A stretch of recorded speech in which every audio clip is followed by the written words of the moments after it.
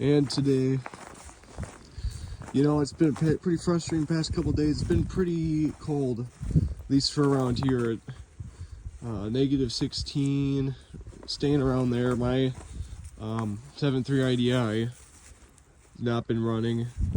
Can't run in that temperature right now because I foolishly was not putting anti-gel in there, because this is my first year really running a diesel all the time.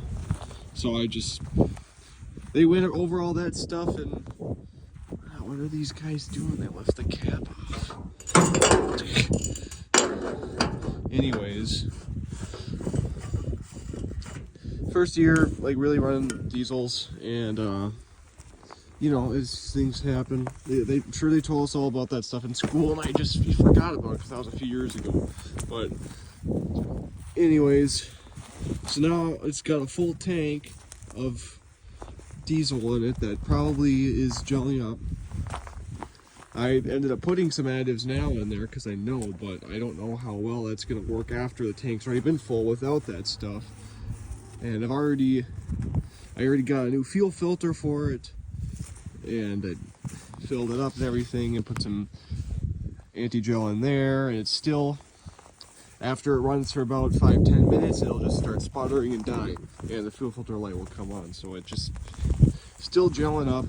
It's gonna warm up over the weekend, so hopefully that'll help it out. But I might have to end up getting like a fuel filter like heater that you can wrap around the filter itself or something.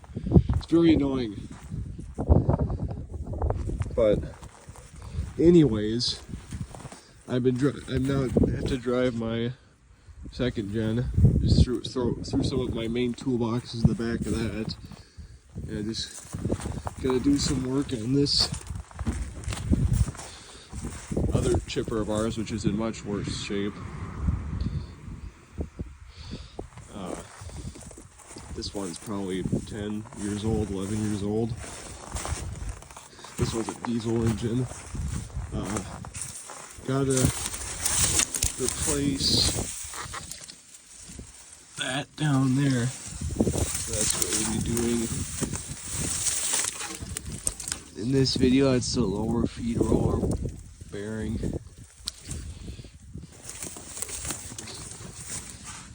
Here it is so far. You gotta loosen up those little hex grub screws. Then take all those 4 bolts off, or nuts off. The issue I'm running into is just getting it separated from the shaft, and there's not really pry points on it, which is annoying. So just gonna have to kind of pound on it and loosen it up. I'm limited on my tools, so it's gonna be annoying. I don't have any big pry bars or anything. I just had a scary situation trying to pull this truck forward so the chipper isn't sitting in the weeds, and it'll be easier for me to work down there. And it started cranking and almost fired up, and then all of a sudden starter disengaged but wouldn't stop spinning.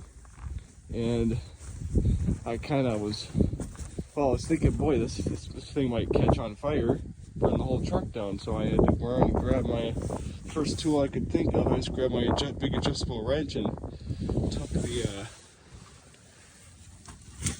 terminal off the battery there so it would stop getting power. It's just annoying though. I gotta figure out what's going on with that. My guess is that the solenoid and the starter stuck open or stuck closed. But I guess I'm just kind of curious why it disengaged then.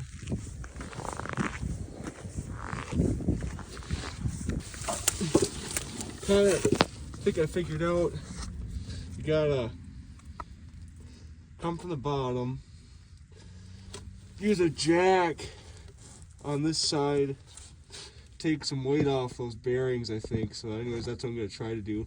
I don't have a hydraulic jack, but I do have my scissor jack out of my Dodge, so I'm just gonna use that. Little update here, just in the thick of it.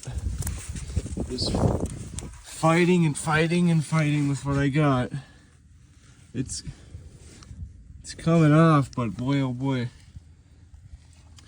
It's gotta be just that those little set screws just made some deep grooves or divots that push metal up around them. And now it's just fighting and fighting and fighting to get off. I don't really know if it's pressed on or not. Hopefully not. This would be a lot easier with a heat source and some bigger pry bars. Another update here. This has taken a long time, but I was able to get it out enough to get one of my pullers on there. And the shaft doesn't have a divot or, you know, whatever in the middle for it to put the point of that puller, so I just put that nut with a washer on it. It's working pretty well.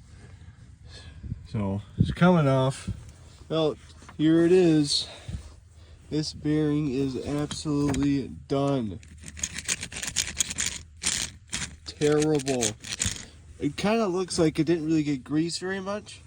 And since it's in such a high sawdust concentration area, I'm sure it was only a matter of time.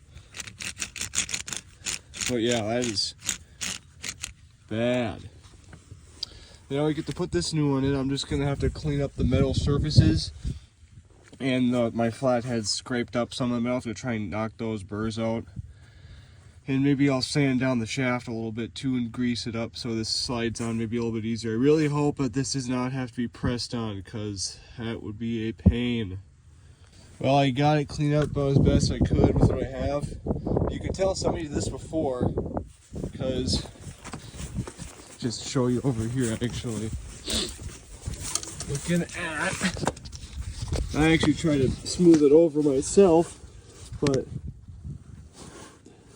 right there, it's not focusing, but that is where somebody else was trying to do the same thing as me, where they pound screwdrivers or something behind this thing, and they never smoothed that burr over. And you could see the mark that it made right there.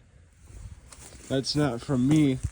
It was all like the gap, the low point of the metal between this surface and the body was all dirty. There was a bunch of old dirt and rust and stuff in there, so you could tell it's been like that for a while. So somebody else replaced that in the past.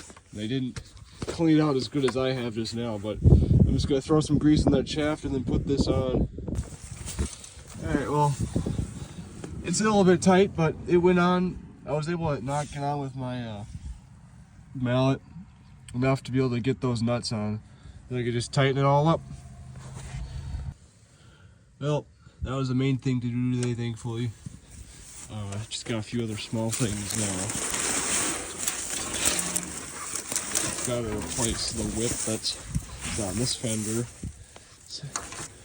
Oh, damn it. Never mind. Why? Oh my gosh. Never mind. The other tech welded the damn thing on there. Oh. Alright, well I can't do that today because I'm gonna have to cut it off. I don't have anything I can use for that. I'm gonna need my service truck for that, so that's not happening.